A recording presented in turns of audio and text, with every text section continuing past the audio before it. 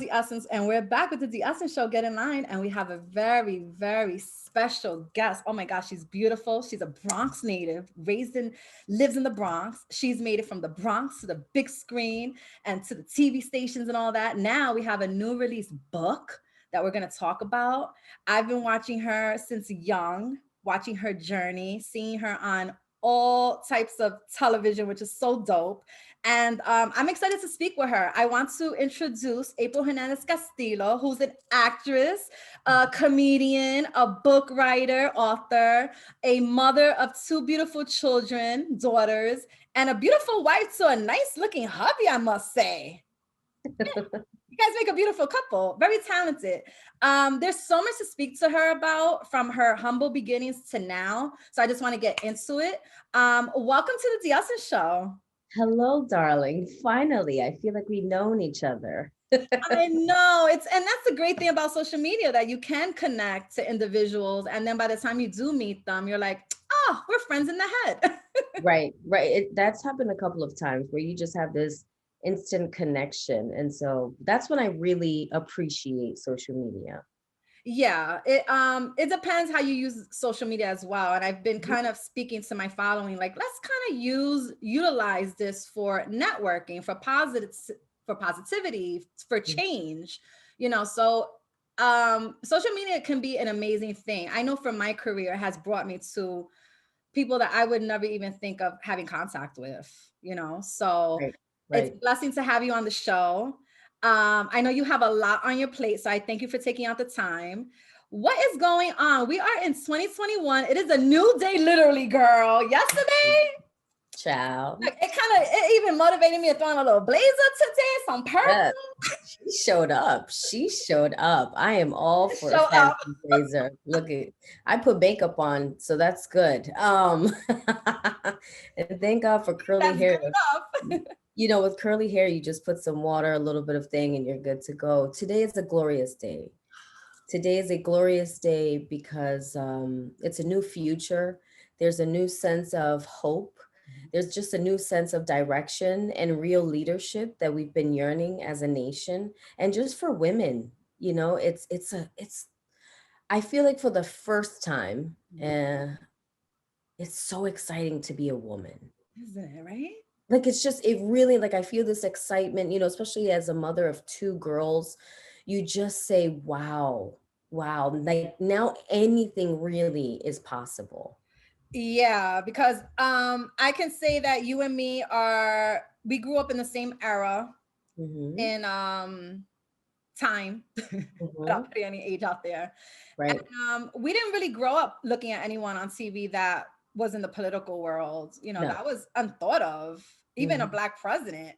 Mm-hmm. We've always seen the same type of person being casted for a president. And it's like, when is the time going to come? And I'm Right. still waiting for a Latina president, but I'll So be am I. patient. I'll get in line for that.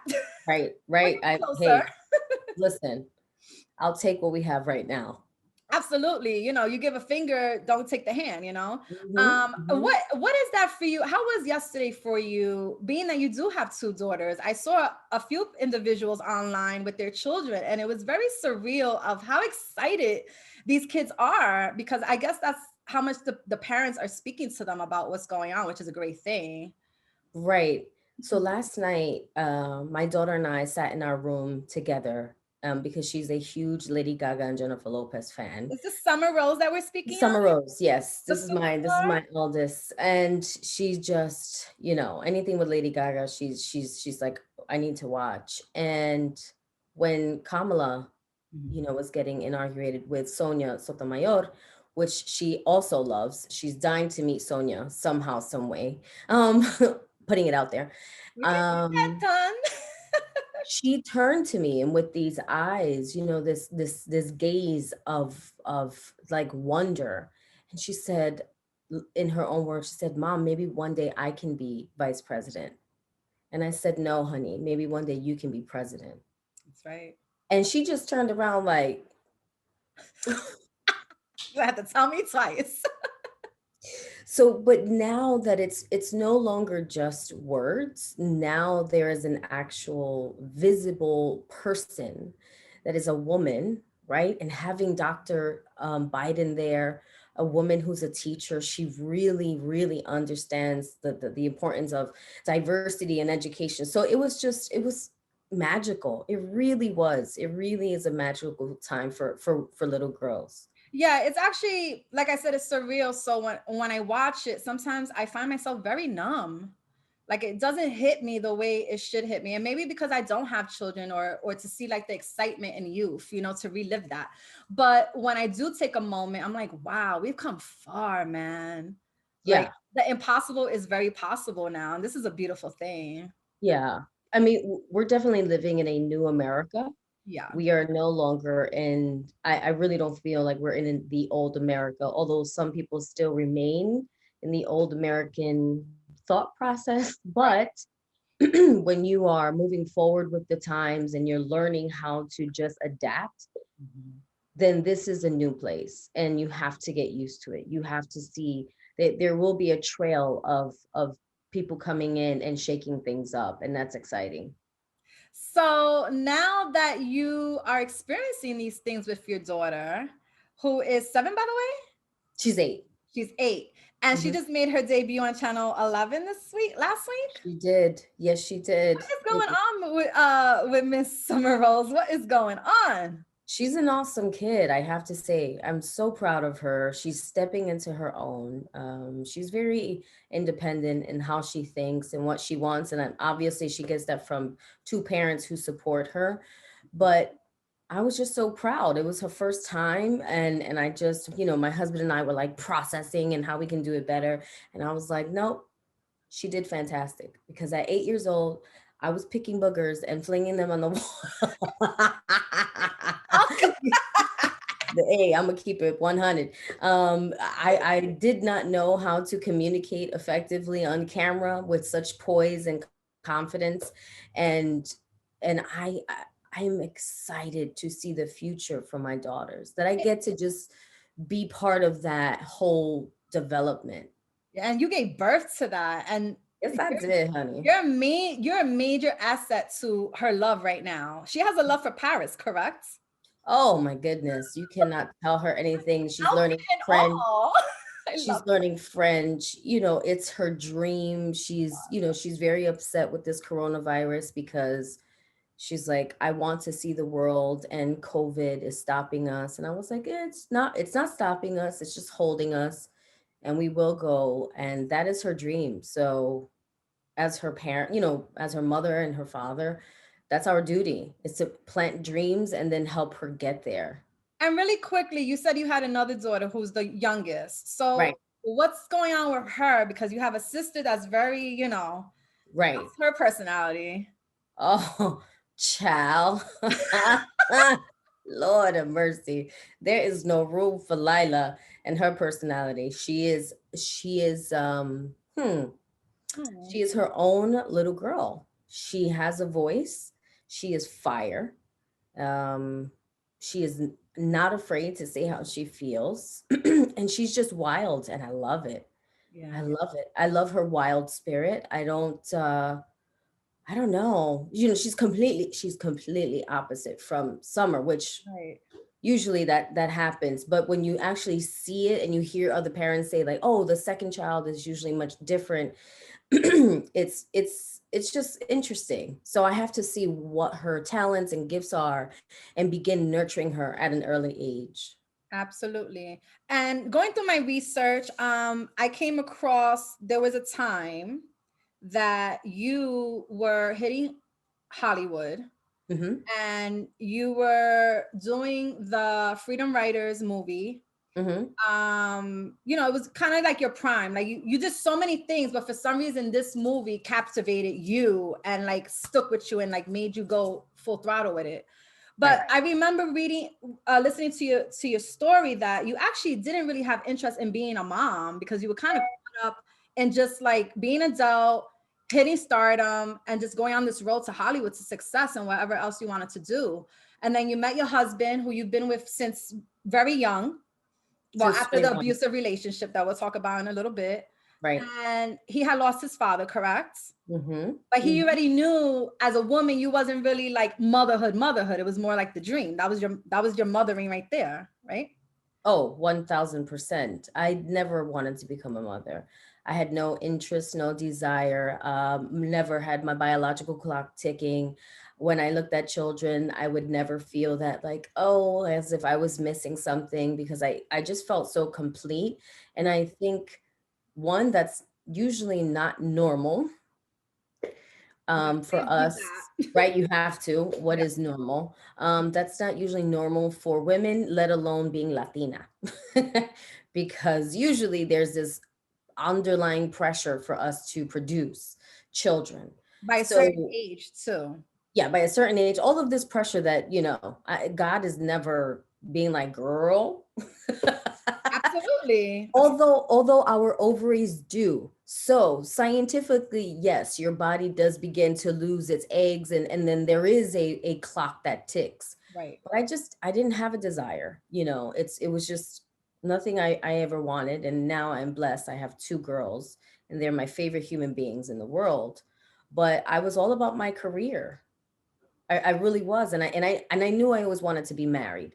My parents were together for 46 years before my mom passed away. My husband's parents, they were together for over 40 years. So marriage to the both of us was something that we knew we both wanted. And that's how that works. Listen, this year we make 20 years, and in Hollywood, that's like, 20 years, and including COVID too. that Is there is anything true. that you've learned about each other that you're like, oh God, 20 years later? Because people say that you can't learn about each other, but there's always a learning process. People change every day. You Like always listen, as you get older, your hormones change. As everything. women, we change a lot. We go through many ups and downs. Mhm. And men, I think what keeps a marriage together is flowing like water. Being Oh. able to flow, being Mhm. able to, some days you're going to be high, some days you're going to be low, but finding that balance, right? And bending with each other, and remembering, like, okay, this too shall pass when you're thinking about this pandemic. But Yeah. I also, my husband's my best friend. So when you marry someone who's your best friend, it's easy to deal with tragedy. Yeah. He's my he, he's everything. He's my everything. And so I'm an alpha, but I know how to be a wife who submits to her husband. And so many people have a problem with that word, and it's because they don't even understand the context of that word, Can you break that because it down really has, quickly? well, in the sense, when you're submitting, Mhm. it's really just honoring. Okay. That's what it is. It's honoring each other. But It's people not a bow forget. down, ladies or Yeah, men. I don't know. Like, it gets me so annoyed when people take it out of context, because I'm like, first of all, you haven't even studied that word, right? If you're going to talk about biblical, you Mhm. haven't even studied it. And if you keep reading past it, it also requires the man to submit to their wives. You have to both. Like, I don't understand why people just like they just skip that whole thing. So my husband is submissive to me as well, and we're both alphas. So, girl, I could we have imagine. to. We're And you both. guys, I don't know, like just my observation, you guys seem like a real power couple because he has his own thing too. He's a photographer, he's a teacher. You guys are Mhm. business partners, he markets you, he helps market you, and God knows what else he's doing behind the scenes too. So you're kind of involved with each other a lot. And that's a great Yeah. thing. So if he is your best friend, it's kind of like just come with me for the ride. Let's just do this. And that's a big thing. I personally don't think, if you are married to someone, Mhm. and why wouldn't you want that person to be like your number one, Yeah. you know? But It's so he's hard to also find. very, It's so hard to find. I know, and that's why, you just have to do diligence. You have to know what you want as a woman. I think more and more women, it's just, I've always known what I wanted. Listen, when I first got with him, I was like, I was so on fire. And I was like, listen, I'm going to be a star. So you either stay on this train or you don't. That's right. Right. And he was like, okay, I don't know what train you're talking about. It's all right. You'll see when we get there. but it was also like, I wouldn't be where I am if it wasn't for him. Now, So hearing your story, being that you didn't want to be a mom, And when his dad passed, he had kind of like baby fever, change of heart kind of thing, or just to have family. I get it, to carry on. Did that leave you to any resentment with him? Because you know what you had planned from the beginning, and now you're hitting me with this. And now I'm in my prime. Like, I'm not even trying to think about this. N- uh, I don't know if it was resentment. I just feel like, and that's one thing that we really didn't discuss when we were getting married, premarital counseling. I was like, where did we miss the conversation of children? Wow. Like, I feel like I missed it. But you have to, my husband, he waited a very long time. We waited almost 11 years of being together to have children. I think That's that's a a beautiful thing. Right, but not a lot of men are gonna wait. So when we got married, we waited about 5 years because we knew we just wanted to be married. We knew we just wanted to like travel and experience the world. And I wish more and more people thought that way. Like right away, women are like, I want to have kids. And you're like, why? Like enjoy each other. Because when you have children, that all changes. Like I think people paint a really false picture about parenthood. That's my opinion. That's me. Someone else, some people are like destined to be parents. I love those kind of people. But I also know that marriage is a lot of work. It takes a lot of work. And if the two of you are not, if you don't feel whole as an individual, and then you have to take care of another human being, that's where a lot of resentment can come in. But, he's a fantastic man. And I knew that he would be a phenomenal father because I have a phenomenal father. I was listening to you speak about your dad, and it kind of made me tear up a little bit, or make my heart warm, because it reminded me of my dad. My dad's still alive. I'm the only child. I'm the female. So I know dad's love. I know daddy's love. I know Mm-hmm. mommy's love too, and it's an amazing thing to have. And Right. for you to come out of high school and be 19 or 18, whatever the case may be, and be with a man that you fell in love with, that you're probably so excited and head over heels for. Mm-hmm. And then coming from a home of your dad and your mom, because your dad seemed really loving, where your mom was a little more reserved or hesitant. Mm-hmm. Um, what was that like to experience abuse when your father ain't even do it at the age of 19, and then becoming pregnant and having to hide it from the family, I assume? And I heard the whole story about the abortion clinic and all of that. And we don't need to get into that because we don't need to walk anybody through that. But Right. like, it must have been so much, like, loving someone for the first time and then experiencing all of this. Like, how did your dad react? Did you ever tell your mom about it?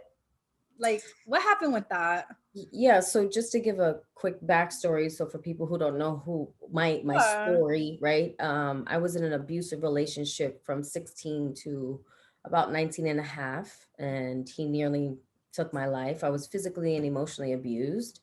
And you are correct in saying I didn't grow up seeing abuse from my father. It wasn't the typical Latino home, my father slapping my mom. Maybe it was the other way around. My mom, my mom was more the aggressor, and she was abusive towards the end of her life. But no, the norm was not for me to see that. And so when I fell into it, it was very devastating. And I think when you experience abuse, the thing that holds you and anchors you the most is shame and disappointment of like, I didn't see this, so how could this happen to me? And now I'm such a disappointment. And so I didn't tell my parents until maybe 11 years later. I didn't talk about my abuse until, yeah, like 10, 11 years later. Did your dad want Because to kill? of course. I mean, let me tell you, the guy who I was with, the abuser, he wasn't a fan favorite. Okay. he, but when you're young and you're in high school and you're a teenager, you think like your parents never know what they're talking about. Right. And then you rebel and you think that this is the love of your life and that's it. So there were a lot of hard lessons learned. Absolutely. How were you growing up? Let's bring it back to the old school. Like, let's bring it back to home. What were you guys doing? Who was involved in home? How was home life like? Home life was amazing. I was just doing an interview with someone and they were asking me to describe the Bronx back in the day. And yes, I grew up in the crack era, right? Which was devastating the way it killed families, destroyed, I mean, New York City. But there I was mean, also, crack vials were our best friend in the park. They had all colors all over the floors. listen, I write my first chapters in my book, Embracing Me, is all about growing up in the Bronx. And when I was writing it, I really was trying to create this color of the Bronx that if you're in England, you can get this sense of this vibe of how amazing it was, even in this like concrete jungle, in the words of Alicia Keys, right? And crack vials were everywhere. And you know, right now there's a documentary called Crack Yeah, yeah. on Netflix, and Epidemic, yeah. and as I'm watching it, I thought, oh my goodness, I talk about all of that in my book. And the fact that, you know, we made it out, that we weren't part of that. You know, it was, I grew up in 179th and Grand Concourse in Creston. And Creston was notorious for murders, for just the amount of violence that happened. Yeah. And to make it out, you know, to make it out whole, to make it out of, you know, and I still live in the Bronx. I mean, I travel the world, and but I'm a Bronx girl. You can't take it out and you don't want to. No, no, no. I feel like being from the Bronx has saved me from so many things, especially being in Hollywood. Um, you know, you just like have this sense, you just have like this edge that most people don't. Yeah, we do have an edge. And I mean, we're the only borough that you say the Bronx. Hello, I'm just saying, you don't say the, you know. Shout out to Shout out It's to my always BX the X, family. baby. You know, it's just it's yeah, it's awesome. I love it. It's the greatest thing being born in the Bronx. I wouldn't have it any other way. Did you have any hardships growing up? Did your family face any hardships raising No, you? I mean, who didn't face hardships? You know, who wasn't just trying to do better? But my parents worked really hard and they sent me to Catholic school. You know, that was the only thing that they knew. Listen, I'm not going to let the streets take my kids. And so back in the days, you sent your children to Catholic school in order to get the best education. So I went to Christ the King, and then for high school, I went to Aquinas. And I that is the greatest gift that my parents ever gave. How are you feeling that they're closing Aquinas? You know that they're I'm closing. devastated. It I'm is dev devastating. When I found out, I was crying because that's a part of my past. That's a big part of my life, my growing up and growing into a young woman.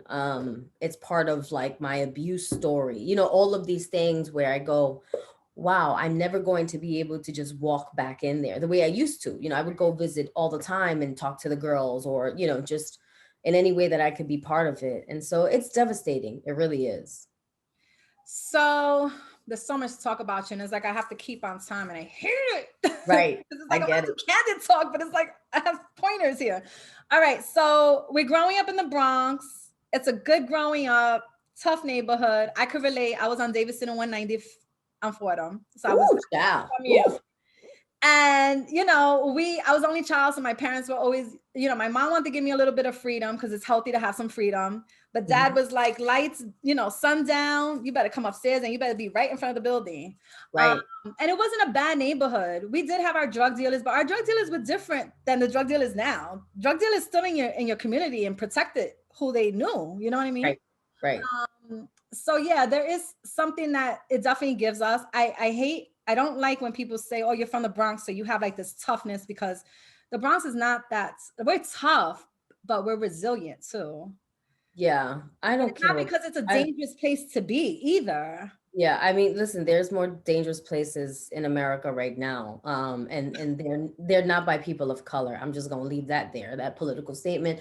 I'm just saying, yeah, I don't, I stopped caring about that part because I realized that, it's part of who I am, and it's made me very resilient, like you said. So if it makes you uncomfortable, then maybe we're not meant to connect.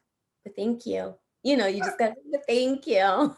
So from Aquinas, we go into school, but we leave school, college, correct? Because we find a love with John Leguizamo and we want to become a comedian now. Yeah. Yeah. It John was my Leguizamo's been around forever. I actually, growing up, I actually thought he was Puerto Rican. And then when I got older, I realized he wasn't, but he played us greatly. And when I yes, finally met him, I bought his book just to meet him to see if I can work an interview. And he was amazing. right, So reading your story and seeing that that's who you looked up to, and now creating a character that we do see from time to time. What's going right. on with that? Wait, what character? You don't know what character I'm talking about? Chi Chi Gling. Chegwin?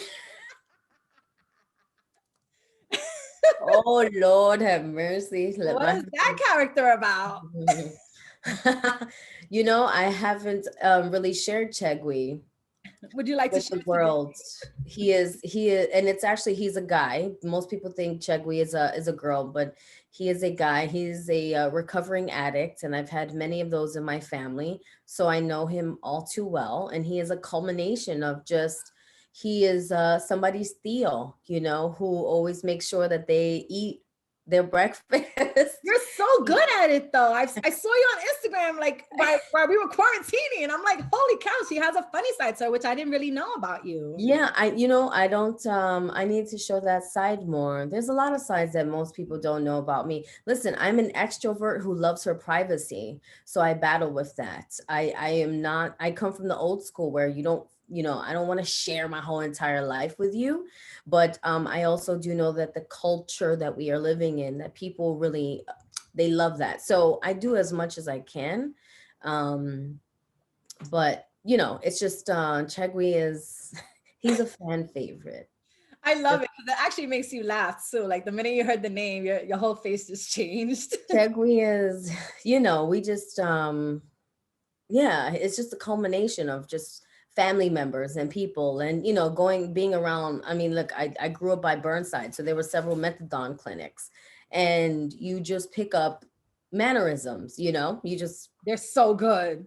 thank you. Like Pretty thank God we know that you act, because somebody would have been like, you're so good Mira, at it. mira, is she okay? Which I meant to tell you, by the way. I was looking at some of your work, and I have to say that you're very, very, very natural, like natural. And I was Thank you. watching Transparency, which I fell in love with. And I actually sent it to a friend last night because I thought I needed to share it, and I want to post it up. And the way you presented that conversation was like if you were on stage performing, but it wasn't like you were trying to perform. It was just the way you are. How do you get ready to have a conversation like that and present it that way? Do you even know that you're doing it? Or is that your thing, like storytelling? You are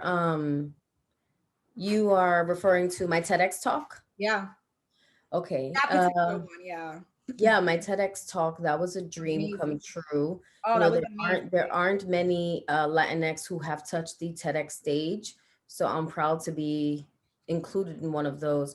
You know, I'm a storyteller, I'm an actor, so I had to approach it from a theatrical sense because when you are studying and working on your TEDx, you begin to watch all these amazing speakers. And I was like, I just need to stick to what I know. Hmm. And that's being funny, getting them, telling a story, but obviously driving home a message. And that's what I was able to hopefully do. And I can't wait to do more. I know I'm gonna do another TEDx. No, you definitely did it. And I definitely see a one woman show. Yeah. And I think that needs to happen as soon as possible. Um, I think that you're a natural with it. I think if you did speak to Judy Torres the other day, I think that's a great mentor to have, because I actually saw her one woman show, which was awesome. And with the story that you have, with the trauma that you have, I think it would be magnificent to see on stage. Listen, Judy Torban, Girl, like she done plucked me out of the world, and we are like two kindred souls. yeah. Every time I talk to her, I have to just be like, she's a human. She's not the Yeah. queen of freestyle. Let me just chill. But she, she's inspired about the book that I wrote, and she now wants to write her memoir. So that's been the connection. But you definitely, I'm picking her brain because that's my biggest goal. That's the Yeah. next one. I was thinking film, but I'm like, a film won't do any justice. Like a biopic, It needs to, Right. for me, and it would need to be a stage because you just have so much oozing out of you. And then Right. the comedic side that you have that a lot of people probably don't even know about. So they get to know you because you do come off very serious. You can be intimidating looking. Um, Right. First off the bat, you do have that face, like, don't mess with me. I have an attitude, which I'm sure that you've dealt with maybe in your past and you've maybe Right. had to kind of tailor a little bit because we're so raw. Right. You have to polish up a little bit. Was Of that course. an issue for you walking into the industry from the Bronx life to now set? Um, I mean, you have to learn. When I'm on camera now, I always have like happy thoughts, which helps me change the way I look on camera. Yes. But before I didn't have that. So I was always like having a resting bitch face, but I'm inside, I'm like elated because I'm on set. And I was like, I don't think people are seeing that. So I've grown from that. I think it affected me. I only worked in corporate America one time in my life, and I was the front desk coordinator, honey. So just imagine this face without the happy thoughts. My husband, my husband, when we were dating, he was like, "You have like a chip on your shoulder." And I was like, "What do you mean? I don't have a chip on my, all of And this." that's exactly what you having right now. I did all of that. And no, I just, it's one of those, I don't know. It's just who we are. I think as Latina women, we just have that.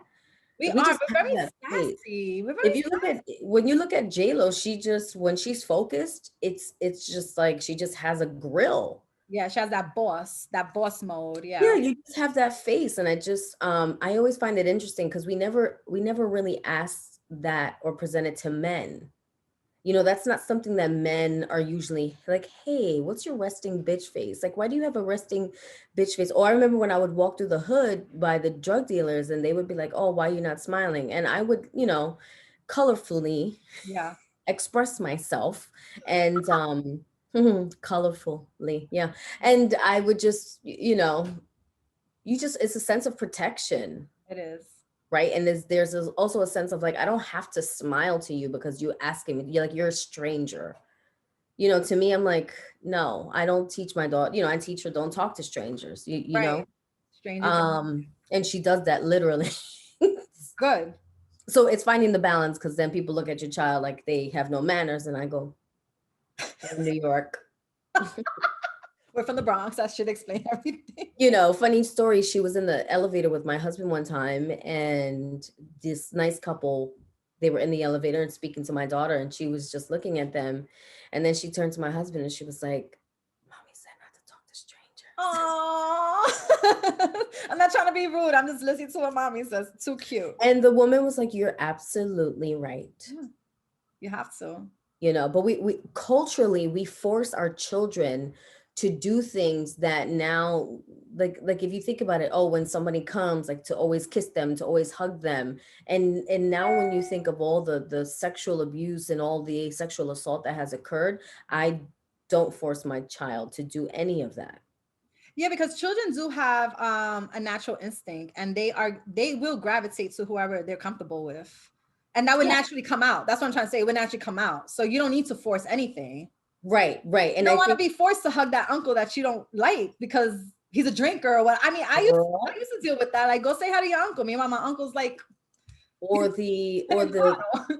or the mindset of, just because you're an adult, like someone has to respect you. That's very like heavily in the Latino culture. Yes. And no, we don't do that, not in this house. So you consider yourself to be a strong Latina, as most of us do. Hmm. Has that held you back or brought you forward? Because that comes with an attitude too. That Right. also means that when you're sitting at that table, you're being vocal and not caring about who else is sitting at that table. Has that hindered you in any way in this industry? um hmm Because it there's a depends. lot of It one-on-one depends. You would visits. probably have to ask the person on the receiving end. Okay. But I do know that any woman who has an opinion Yeah. um is sometimes made to feel uncomfortable because she's not afraid to speak up. So I think whenever you walk in that kind of confidence, Mhm. people are usually gonna take that for whatever they're gonna take it. But So keep being vocal. yeah, I'm not gonna be quiet. If it makes you uncomfortable, then okay. Like I'm not going to, and but I'm also not doing it on purpose. I'm just operating in the way that my mom raised me, and that was to, not allow anyone to take away my voice. I know what it feels like to have my voice silenced. I really understand that concept, and it's horrific. It's a horrific feeling, Right. when someone has that power to remove it, and then you stay quiet for a long time, and to gain that confidence back, it takes a lot of work. Absolutely. Absolutely. Let's talk about this book, this beautiful book. Oh, so glad Not you My asked. Husband, Embracing Me, which I think is a perfect, perfect title for the book and Yeah, for the story and for the timing of where we are yeah. with I think, ourselves and this, our situations. yeah, we've been through the ringer as Americans, as the world. We've been through a lot. We've experienced a lot. And I also find that when you go through a time such as this, you can only come out winning in the end if you continue to move forward. And so Embracing Me was created. I mean, this is a beautiful book cover, but this is 20 years of a life of healing, of working on myself, of tears and sacrifice. And, many people talk about writing a book, but most never do. Right. And there's a lot that goes into writing a book. And I remember Oh my us gosh. keeping in touch, and there was like mental blocks. You got to put the book down, bring it back up. Like there's a process and an art to writing a book. Oh, absolutely. I mean, listen, when I see people, I'm only on my second, and I plan on writing my third one actually very soon. I already know what I'm going to write about. When Wow. I see women, or when I see, like a TD Jakes, or Stephen King, when I think of people who just put out so many books, there's something very sacred about a book. There's something, I'm not a Kindle person. You will never get me to read from my laptop. I'm not. I'm this. I want to feel the pages. I want to smell it. I want to just write notes. Yeah. And it's just something really powerful when you get to do that. So It's a so very when vulnerable people, thing too. right, and I wrote this during the height of the pandemic last year, although it feels like we have not progressed. It feels like we are in the same space as we were in March. Um, Yeah. but yeah, embracing, it's a continuous thing. There are things in my life that I was able to finally accept. That's what embracing is. It's acceptance, it's self-love, it's self-understanding, and being completely free and saying, here's my story. What did it Go ahead. Go ahead. I'm sorry, No, baby. go ahead. What brought you to that? To releasing, to accepting, to realize that you're healing. There's a lot of people, individual, I don't like saying people. There's a lot of individuals out here that are trying to heal, and you really don't know how to heal. I've been through a healing process, and I did not know how to heal. I had to ask God, please guide me. I will follow your path. I will put in the work. I don't know how to heal. Do you have any advice for people that need to heal? Oh yeah, absolutely. I mean, I'm very A very simple thing that you can start with. for me, the biggest takeaway is you deserve, number one, to heal. You deserve to heal. You don't need anyone's permission to heal. When you've experienced trauma, when you experience whatever that is that has caused you to feel the way you feel, or once, if someone's violated you, or however that is for you, Mhm. something happens where we feel like we don't have that permission.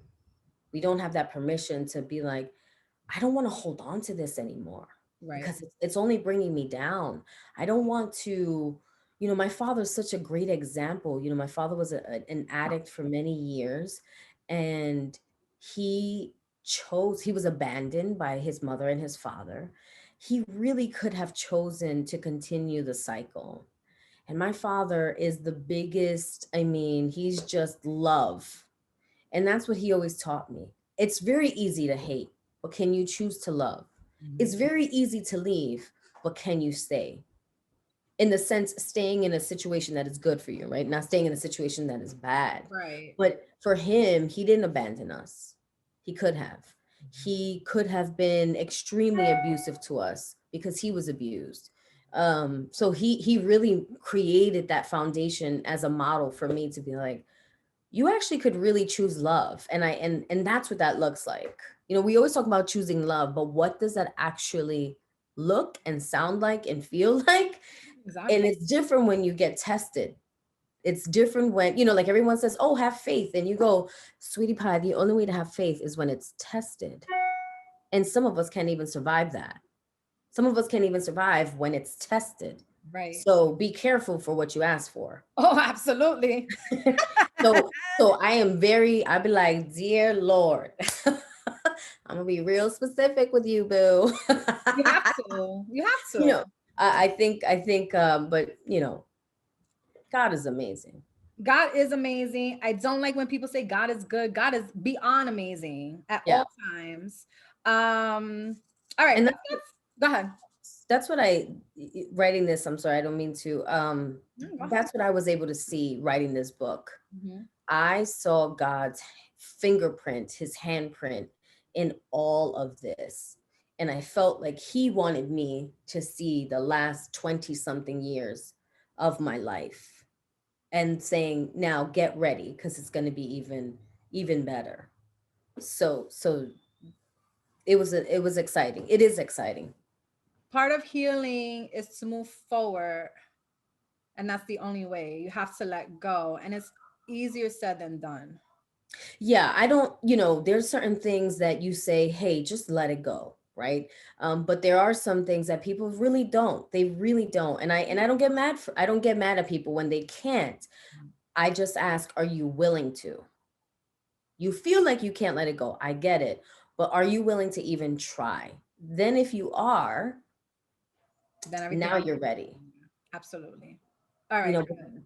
and it's all about control, right? It's all about control. It's about like, you know, holding on to the thing that makes you feel the safest. Absolutely. It's a very vulnerable place, and it's work. It's not easy, and it doesn't happen overnight. But you can see some certain results happen overnight mentally Oh, for sure. because of just your commitment to yourself and what to do, what not to do, and how to change things. Right. Um, all right, let's get into some fun facts. Do you want to Uh-oh. say anything else about the book? If Let's go anyone get is it. in, if any, yeah, if anyone is interested in purchasing the book, it is available now on Amazon.com, BarnesandNobles.com. And if you read the book and it touches you, please leave a comment and share, but most importantly, pay it forward. This can save somebody's life. Thank you so much. Absolutely. And I want to get it and I want to read it because I am in certain stages in my life that I can use somebody else's, guidance and other people's guidance because that's how you heal people as well. You listen, you read, you pray, you talk. There's different ways to heal. You have to see what works for you. Correct. All right. We're gonna get to some fun questions real quick. Fun, favorite part of a man's body. That would have to be my husband's lips. Okay. Favorite feature of yours and favorite least favorite feature of yours, if you don't mind. My least favorite are my broad shoulders, and my favorite are my eyebrows and my eyes. Love it. If someone could play you in a bio, who would you pick? Would it be J Lo? Because I know you love J Lo, I love J Lo. and she I did think, have that curly hair as a fly girl back in the day, so that you would know, be good. it's gonna be great. I think my daughter could play me. She does look exactly like you. I think when she gets older, I think she can definitely do that. That'll be That would be I so think I'll be dope. crying the whole time, That would but be so dope. We were talking about self care at one point mhm. when we were speaking about your book. What is your favorite thing to do for self care, especially now that we're in quarantine?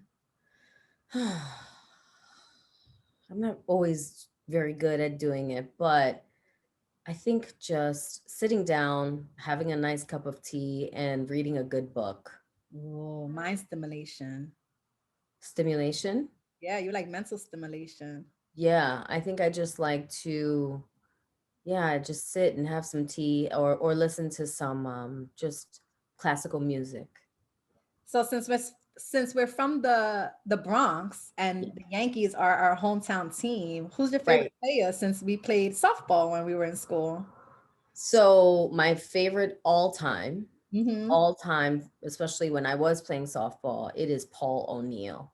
Oh, Yeah, so I played, the number 21 for him and Roberto Clemente.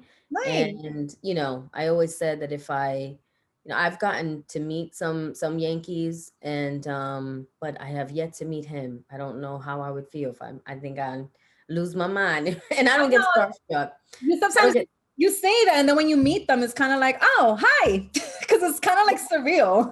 Yeah, I mean, listen, they're human. They have every emotion that we do. But we just hold them in a different regard. But I think sitting down and chopping it up with Paul O'Neill would be pretty awesome.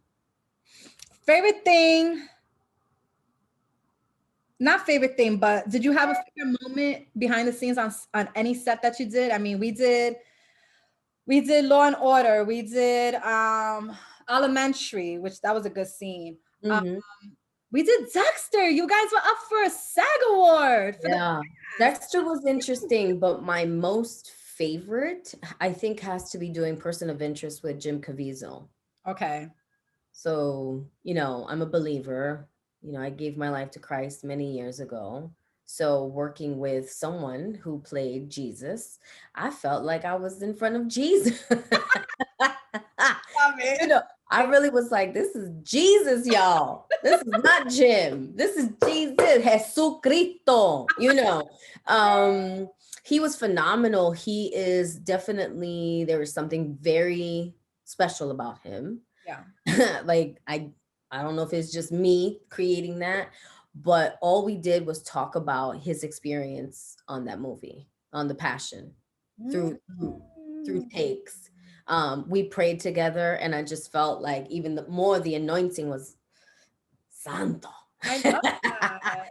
It was surreal. It was surreal, and my husband was on the set with me a lot, and so you're just in awe. And he was so down to earth and cool, which made it even better. A lot Always. of times these actors, you never know how they're going to be, but Mhm. he was completely open. And I remember he was like, I like played Jesus. I was like, Papa, of course. Of course, nene. I got the movie and all. Yo estaba orando, mira. Yeah. I love it. Yeah. What you mean I don't know you? I mean, you must have met some amazing people on set. Whole Right. a whole different demographic from what we're raised with. A whole Correct. different world. Yeah. And then Yeah. you coming in as a young Latina to play this role of it wasn't Eva, it was Eva, right? Ava. Ava. Hmm. And real quickly, is there one thing that you remember when you got cast? How did you get casted for that real quick? And do you still speak to Mario, the singer? Because he I went do on. not. Yeah, I stay connected to several of the people who I worked with on the film. We call each other the Freedom Writers. Because Nice. we just have that connection. Yeah. I lost contact with him. I've been in contact with Gabriel. He's right now on Selena. He plays, AB, and I stay connected to a lot of them. How did I get cast? So I auditioned here in New York City, and then I ended up moving out to LA because I booked another show, and I auditioned a few more times, and then I was able to finally book the role. I mean, that must And be. people ask me, are you tired of talking about it? Do people only know you from that? Listen, Freedom Writers is worldwide, It's so right? relevant now too. Still.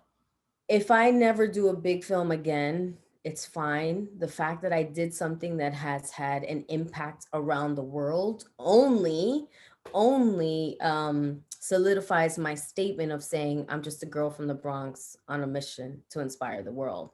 And Yeah. I'm doing that. I'm just saying. I'm just saying. True. Not many of us get that moment. You can always make movies, but do they really have a cultural impact?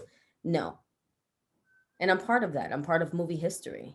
Yeah, you are. It kind of goes into the same category as Dangerous Minds, like that era, like that they were Right. focused on like social issues that we were having with kids. That was great. A great era in film. Yeah. Right. I'm just a little biased because Freedom Writers was there. I'm just Of saying. course it was. No, absolutely. No, and listen, during the riots last year, I mean, it was trending on Netflix, and I've been introduced to a whole new audience, because teachers, principals, superintendents, they love the film. They use it everywhere. But when obviously it goes through different generations, and it's a great conversation to have. It really is. Absolutely. Did you ever get to spend time with Hillary, or was that just like we're shooting, we're doing this dialogue, and she just ran off and that was that? Or did she interact with the cast? No, she interacted with us, Okay, but cool. it was also, she's carrying the film, and Yeah. the amazing Richard LeGrevenez, who is the director and writer. uh, he writes a lot of meaty scenes, and so there were a lot of she had to do a lot of work because there's so many long scenes with dialogue. So she was focused, and she was also experiencing her own divorce, which was Wow. parallel to Aaron Gruel at that time in the film getting divorced. She was in the midst of her divorce, Wow. of her divorce, excuse So me. this movie So was a blessing in disguise for her too. yeah. I mean, I wish we would have continued having some kind of connection, but it's okay. She served her purpose. She did. She served her purpose. You're not going to always, create a lifelong relationship with everyone. No, and I've learned that being in the industry that everybody plays a role in your journey. Some Hmm. you speak to one time and never speak again. Sometimes you'll even work with the person for a year and never speak to them again. And Right. you would take that, you would get defenseful about that or want more. And it's like, no, they served their purpose. That was their job for my journey, and it's all good. Right. Keep moving Right. forward, but don't forget them because they're part of the journey. Right. Oh yeah, of course. Yeah. Especially, people who guide you.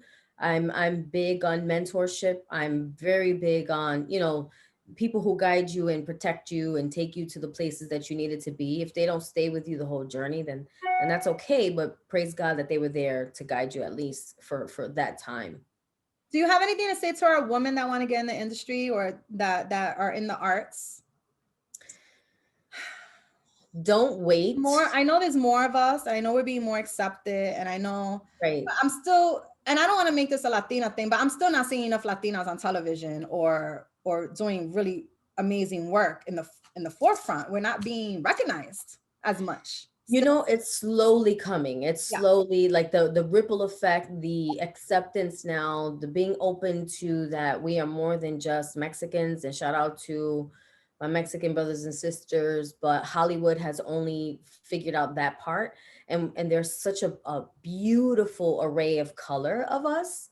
And so I think that you're gonna begin now to seeing more and more people sharing their stories. And so my thing is don't sit and wait, create. That is why I wrote my story, because I didn't want to wait on anyone. I didn't feel the need to give my story. I didn't use a ghostwriter. I wrote my book. So yes, I'm an author. I am an author. I write. And so I didn't use a ghostwriter. I could have, and I just said no. It's my story. No one's gonna tell my story the way I know I can. Um, and it's finding your way in this artistic world. It's not always about being in front of the camera. There's more power behind the camera, and there's more power in creating, work that will feed so many other people. Absolutely, absolutely. One other question. A fear. Hmm. What's your fear? Water bugs. Girl, we're gonna move on right now. We're not even gonna have a discussion about that. I love. I know, I love. I know I was supposed to get all deep, but you asked fear, and I was like, water bugs. It's all good. I'm petrified. That's why I'm like, let's. I can't even say the word. Let's just move on. I love. Do you have a love? Like a obsessive love for something besides family and your kids and your husband, like personally for you. Hmm. Red What is lipstick. what is April Love doing? What is that guilty pleasure Red lipstick. today? I am obsessed, and I didn't wear it. I usually would wear it because that is my signature, my red. But I am obsessed with red. Red lipstick. That is what I love. If you're gonna talk about just, anything, um, yeah. Well, not everybody can get away with red lipstick. Not everybody has the lips for a red lip. Sometimes your complexion's a little off. I can't wear certain reds. I have to go more for the darker than the brighter. I think you Really? can do like a bold red and it looks freaking dope. So I have about maybe 10 reds that it depends on what I want to exude on camera.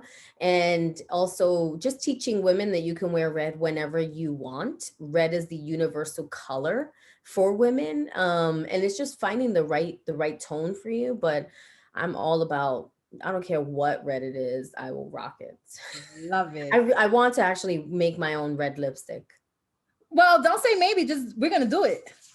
Yeah, so if I love anybody knows that. anyone who knows how to make lipstick, please contact me. I'll do some research. I'll see what's going on. So I know that we're gonna end it. We're gonna end it kind of here. Hmm.